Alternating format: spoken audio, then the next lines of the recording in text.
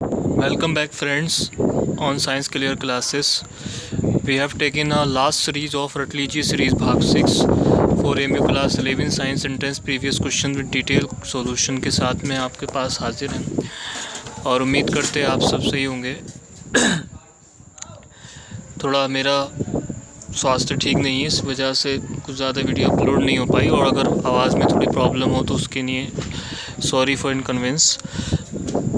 आप थोड़ा सा वॉल्यूम बढ़ा के वीडियो को देखिएगा, वीडियो सेशन को कंप्लीट कर लीजिएगा। तो एमयू क्लास 11 में जो हम साइंस एंट्रेंस के प्रीवियस क्वेश्चंस करा रहे थे उसका रट लीजिए सीरीज़ का ये भाग 6 है और ये लास्ट पार्ट है।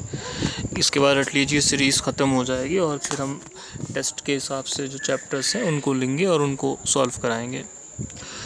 अभी हम जल्दी ही जो है इस पे चैनल पे डिस्कशन क्लासेस भी लगाएंगे, डिस्कशन टॉपिक्स देंगे और डिस्कशन क्लासेस में जो आपके डाउट्स वगैरह हैं वो हम इनको दूर करेंगे और टॉपिक वाइज जो है स्टडी कराएंगे सारे चैप्टर्स की। तो जुड़े रहिए हमारे साथ और जो हैगा तैयारी करते रहिए भरपूर, क्योंकि अभी आपके पास टाइम है और उसे बेटर तरीके से आप उसे कर सकते हैं। तो we start the video of the AMU class 11 science entrance previous question with detailed solution रट लीजिए सीरीज़ भाग 6। तो जो हमारे लोग हैं और जो इस तरीके के जो हमारे साथ जुड़े हुए हैं वो ज़्यादा से ज़्यादा इसे शेयर कर दें और ज़्यादा से ज़्यादा इसको जो है लाइक करें, और जो पुराने व्यूवर्स नहीं हैं, नए व्यूवर्स हैं, वो इसे ज़्यादा से ज़्यादा सब्सक्राइब और शेयर दोनों कर दें ताकि नई जो वीडियो वाली अपडेट्स हैं वो आपको मिल जाएँ, और जो बेल आइकन है उसे भी बजाएं ताकि नए अपडेट्स आपको मिलते रहें और फ्री में आप जो है अच्छी से तैयारी करते रहें। हम अपने चैनल पे बहुत सारा कंटेंट लाना चाहते हैं, बहुत सारा कंटेंट आपको देना चाहते हैं, लेकिन कुछ चीज़ें ऐसी है थोड़ा सा इन वीकनेस और थोड़ा सा स्वास्थ्य की वजह से हम नहीं डेवलप कर पाए। जल्दी ही अपने चैनल पे कंटेंट उपलब्ध कराएंगे, आपको अच्छे से अच्छे कंटेंट लेकर आएंगे आप सबके लिए। तो इसी सीरीज़ में और उम्मीद करते हैं कि आप जो अच्छी तैयारी कर रहे होंगे और अच्छी तैयारी आप करते रहिए, क्योंकि ज़रूरी है, आपके पास काफ़ी टाइम है। और एक बात और मान के चलिए, इस बार जो है थोड़ी मेरिट हाई हो सकती है ड्यू टू लॉकडाउन, क्योंकि लॉकडाउन में आपको समय मिल गया है और समय से जो है बच्चों की तैयारी अच्छी होगी, और तैयारी अच्छी होगी तो फिर जो है जो आपका एक लेवल होगा टेस्ट का वो भी बढ़ गया होगा, लेवल अच्छा हो गया होगा। तो इसलिए आपसे चपटे बताओ क्या कह रहा हूँ। तो इसी कंसेप्ट में हमने आज का वीडियो लिया है और आज के वीडियो में भी हमने 20 क्वेश्चन लिए हैं। 5 क्वेश्चन बायोलॉजी से हैं, 5 क्वेश्चन केमिस्ट्री से हैं, 5 क्वेश्चन फिजिक्स से हैं और 5 क्वेश्चन इस्लामिक और कल्चर से हैं, जिसमें एक आध क्वेश्चन जो है हमने करंट अफेयर का भी शामिल किया है। तो जुड़े रहिए, लास्ट तक वीडियो को देखते रहिए और जो है इससे फ़ायदा उठाइए। आप लॉकडाउन में हैं, लेकिन लॉकडाउन में जो है आप अच्छी तैयारी कर सकते हैं, एक ना एक दिन ज़रूर खुलेगा, इस होप के साथ में आप अच्छी तैयारी करिए। आज थोड़ी सी आवाज़ के लिए या इनकन्वीनियंस के लिए सॉरी है आप सबसे, क्योंकि थोड़ा सा मेरा जो तबीयत है वो ठीक नहीं है, लेकिन आपकी ज़रूरत को देखते हुए मुझे वीडियो अपलोड करनी पड़ रही है, क्योंकि आप सबको जो अच्छी तैयारी की ज़रूरत है। तो जुड़े रहिए हमारे चैनल के साथ और ज़्यादा से ज़्यादा इसको जो है सब्सक्राइब करिए और शेयर करिए। ठीक है, टाइम को लेट करते हुए वीडियो स्टार्ट करते हैं। Let's play with the science on science clear classes.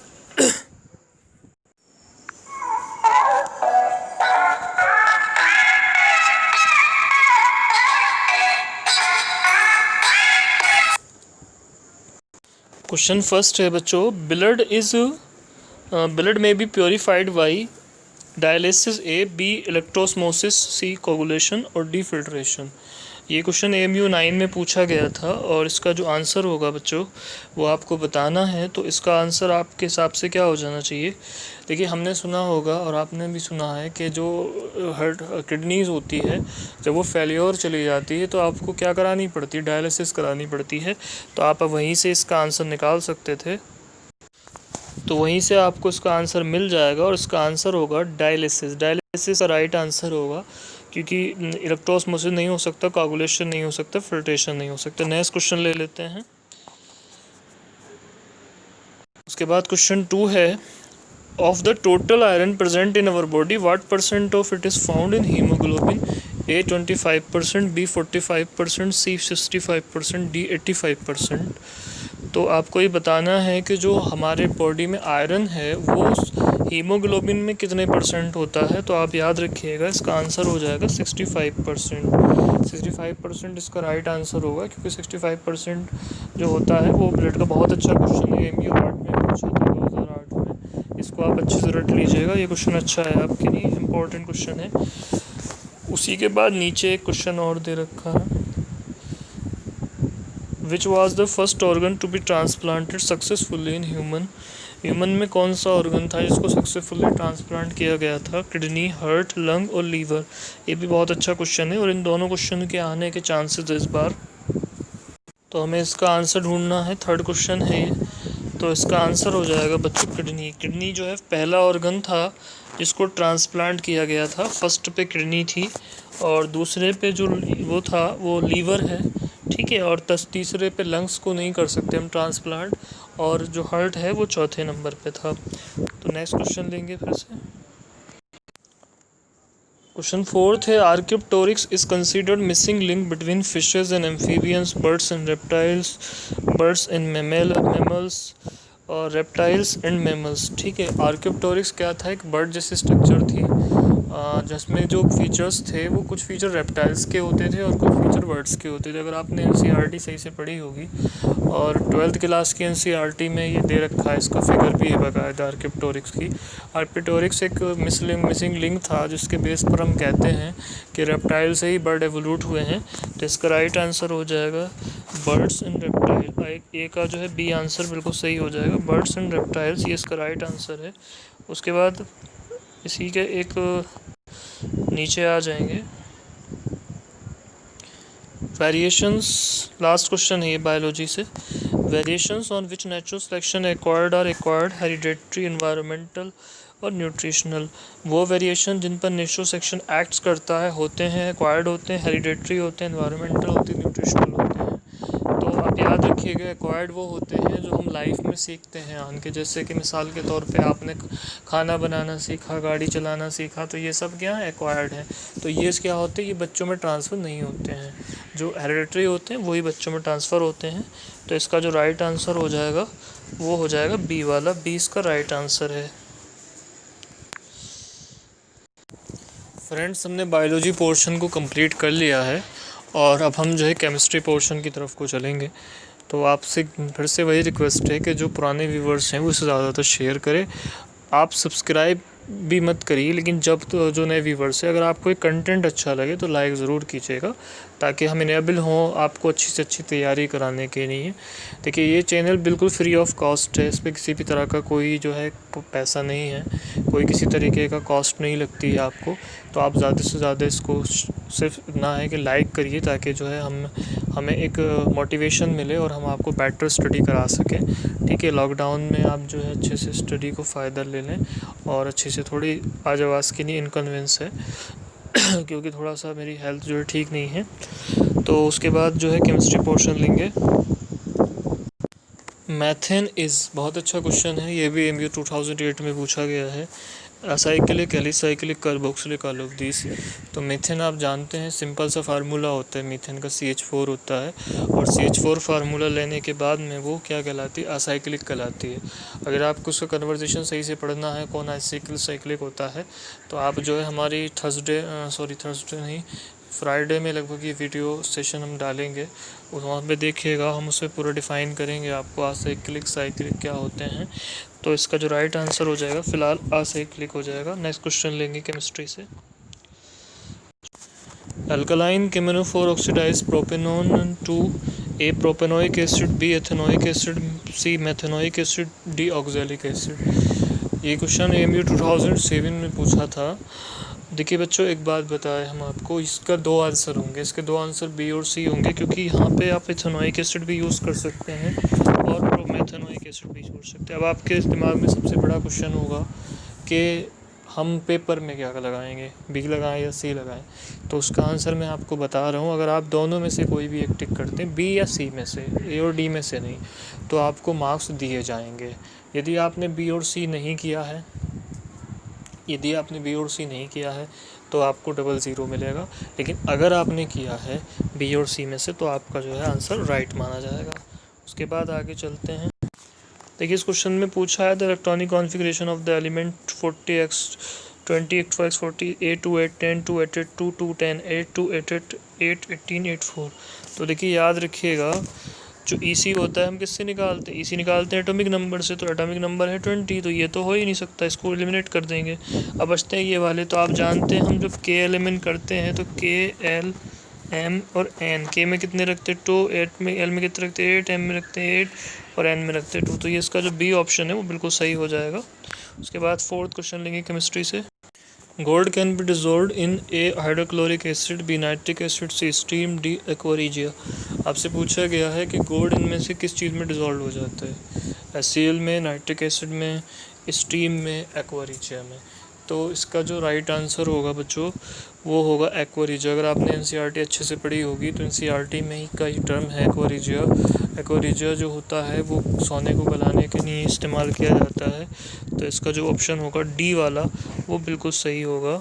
ठीक है, उसके बाद लास्ट क्वेश्चन केमिस्ट्री का लेंगे।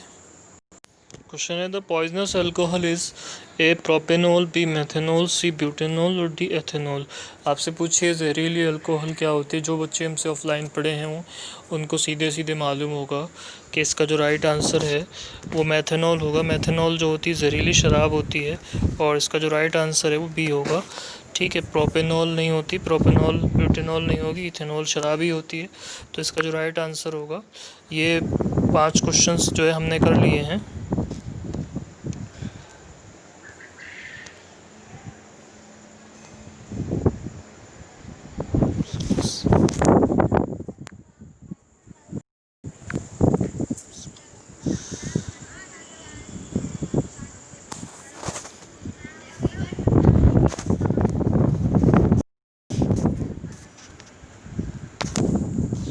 इसके बाद जो है हम बच्चों जो अगला टॉपिक्स है हमारा फ़िज़िक्स वो लेंगे और उसके 5 क्वेश्चन सॉल्व करेंगे। तो उम्मीद करते हैं कि हम जो अभी मेहनत कर रहे हैं शायद आपके काम आए और आप जो है इससे ज़रिए अच्छी तैयारी कर पाएँ और आप जो है अच्छे से कामयाब हो जाएं। तो नेक्स्ट टॉपिक लेंगे आपका जो हम नेक्स्ट टॉपिक है फ़िज़िक्स। ठीक है, फर्स्ट क्वेश्चन है फिजिक्स का। How many electrons would pass through a given cross section in 1 second to constitute a current of 1 ampere. A equal to 1.6 into 10 to the power minus 19, B 1.6 into 10 to the power minus 18, C 1.6 into 10 to the power 19, D 1.6 into 10 to the power 18।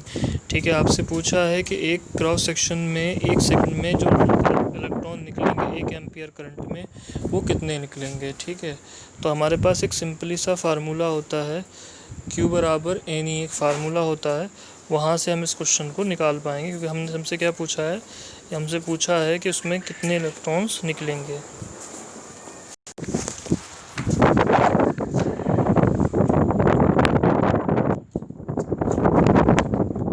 We know that Q equal to N e, then N equal to Q upon e. Q क्या है, charge होता है।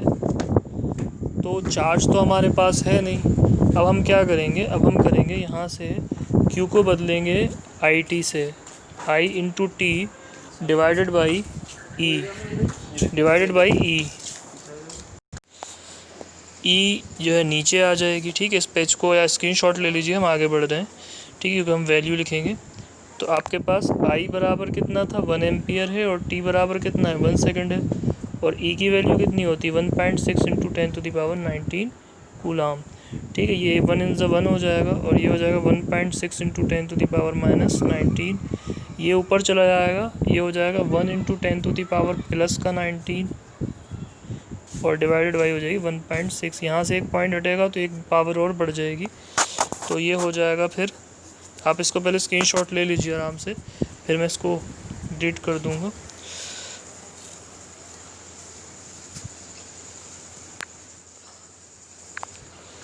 तो ये हो गया यहाँ तक 1 इंटू 10 टू दी पावर 20 और ये हो गया 16।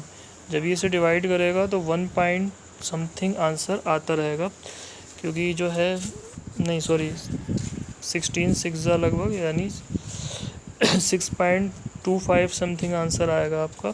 तो हम ऑप्शन देख लेंगे जहाँ से ऑप्शन है। इस क्वेश्चन में फ्रेंड्स थोड़ी गलती है क्योंकि ऑप्शंस जो है इसमें हमें कोई से सही नहीं है, ठीक है। तो ये क्वेश्चन हम स्किप करेंगे, नेक्स्ट क्वेश्चन देंगे। क्वेश्चन 2 ले लेते हैं। How many 440 ohm resistors in parallel are required to carry 5 on a 220 volt line. आपको मैं इसकी ट्रिक बता रहा हूँ छोटी सी। आप क्या करिएगा, देखिए अगर हम मैनुअल तरीके से सॉल्व इसे करेंगे तो ये थोड़ा टफ पड़ेगा। आपको क्या करना होता है, जो रेजिस्टेंस होती है उसमें वोल्टेज की डिवाइड लगाइए और जिस पे आप करंट मांगना चाहते हैं उसमें आप जो है जो आंसर आए उसका डिवाइड लगा के उससे उसकी मल्टीप्लाई कर दीजिए। फिर से सुन लीजिए, आप रेजिस्टेंस में डिवाइड लगाइए वोल्टेज की, जो आंसर आए आप उसको जिस पे करंट मांग रहा है उससे उसकी मल्टीप्लाई कर दीजिए। तो अगर हम 440 को डिवाइड करें 220 से, बोर्ड पे करके दिखा रहे हैं, ठीक है, आपको बता रहे हैं। एक बात और बच्चों, ये मैनुअल तरीका नहीं है, ये सिर्फ एक ट्रिक है जो काम करती है। आपको जो है करना क्या है, 440 है आपके पास, आप क्या करिए 220 से डिवाइड करिए, 2 आ जाएगा आपके पास। और करंट कितने पे चाहिए, 5 ओम पे चाहिए, तो करंट कितना हो गया 10। तो इसका राइट आंसर होगा 10, ठीक है। जहाँ 10 वही ऑप्शन बिल्कुल सही होगा, तो इसका जो 10 हैगा वो डी वाला आंसर बिल्कुल सही है। नेक्स्ट क्वेश्चन ले लेते हैं। क्वेश्चन नंबर 3 है, देखिएगा ध्यान से। The clear sky is blue, ठीक है, थोड़ा बड़ा कर लेते हैं।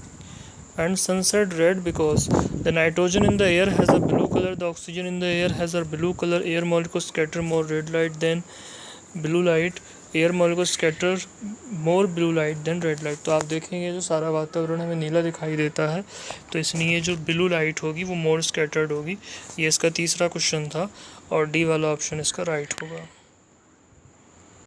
क्वेश्चन नंबर 11 थे। The time period of T of a pendulum of A length and mass is given by. देखिए ये क्वेश्चन आपने जो है वैसे नहीं पढ़ा होगा क्योंकि ये क्वेश्चन जो है साउंड चैप्टर से लिया गया और ये 9th में पढ़ाया जाता है। तो इसका जो राइट आंसर हो जाएगा टी बराबर 2 पाई एल अपॉन जी होता है, जो ऑप्शन नंबर सी है। आप इसे रट लीजिएगा, T equal to 2 pi under root में एल बाई जी इसका फार्मूला होता है, बहुत आगे तक आता रहता है फिजिक्स में। ये चौथा क्वेश्चन था। उसके बाद 5वां क्वेश्चन हम और देखेंगे फिजिक्स का। क्वेश्चन 9th है, what is the wavelength of a ocean, यानी question 5th, of speed 20 metre per second in time period 5 सेकंड। A 20 metre, B 4 metre, C 100 metre, D 4।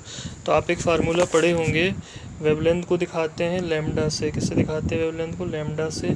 और ये होती है फ्रीक्वेंसी आपकी, और ये होती है आपकी स्पीड यानी वी, वेलोसिटी वाला। तो आप क्या करिए, डायरेक्ट मल्टीप्लाई करिए, 20 इंटू 5 बराबर कितना हो जाएगा 100। तो ऑप्शन नंबर सी बिल्कुल सही होगा। इसका जो ऑप्शन सी है वो राइट आंसर है।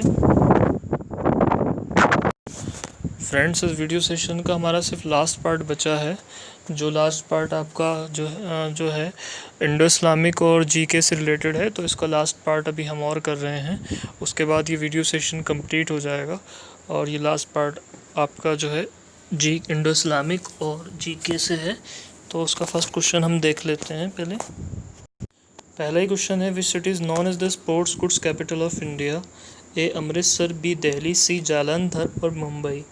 तो जो सिटी है जो स्पोर्ट्स गुड कहलाती है कैपिटल ऑफ इंडिया, वो जालंधर कहलाती है। याद रखिएगा, यहाँ पे स्पोर्ट्स के सामान जो हैं वो बहुत अच्छी तरीके से मिलते हैं। तो जालंधर जो है sports goods capital of India कहलाती है।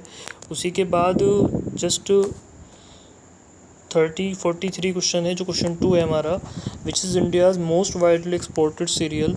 इनमें से इंडिया का जो सबसे ज़्यादा एक्सपोर्ट किया जाता है सीरियल वो कौन सा है। ये भी MU 8 का क्वेश्चन है, ऊपर वाला भी MU 8 में पूछा था 2008 में। ए वीट, बी राइस, सी पल्स, डी मेज। तो इसका आंसर होगा राइस। राइस सबसे ज़्यादा इंडिया एक्सपोर्ट करता है। क्वेश्चन 3 ले लेते हैं। क्वेश्चन नंबर 3 ले लेते हैं। The Jama Masjid of Delhi was built by A Babur, B Humayun, C Akbar और डी शाहजहां। तो याद रखिएगा ये मस्जिद जो है शाहजहां ने बनवाई थी और इसका जो आंसर होगा वो डी होगा। उसके बाद नेक्स्ट क्वेश्चन ले लेते हैं। क्वेश्चन 4 है, the author of wings fire is. ये भी 2008 का क्वेश्चन है। पंडित जवाहरलाल नेहरू, M.A. जिन्ना, APJ अब्दुल कलाम, SHJ भाभा। देखिए याद रखिएगा, जो विंग्स ऑफ फायर किताब है वो APJ अब्दुल कलाम ने लिखी थी और ये उनकी जो है एक तरीके से ऑटोबायोग्राफी है। तो याद रखिएगा इसका राइट आंसर जो हो जाएगा APJ अब्दुल कलाम होगा। इन्होंने ये किताब लिखी थी। एक क्वेश्चन बुक से ज़रूर आएगा, तो जो फेमस बुक्स हैं उन्हें आप ज़रूर रट लीजिए। मैं आपको कोई वीडियो सेशन बना दूंगा जिसमें सारी वीडियोस मिलेंगी आपको जहाँ पे आपको बुक्स के लिए सारी जानकारी होगी। उसके बाद नेक्स्ट क्वेश्चन ले लेते हैं, लास्ट क्वेश्चन।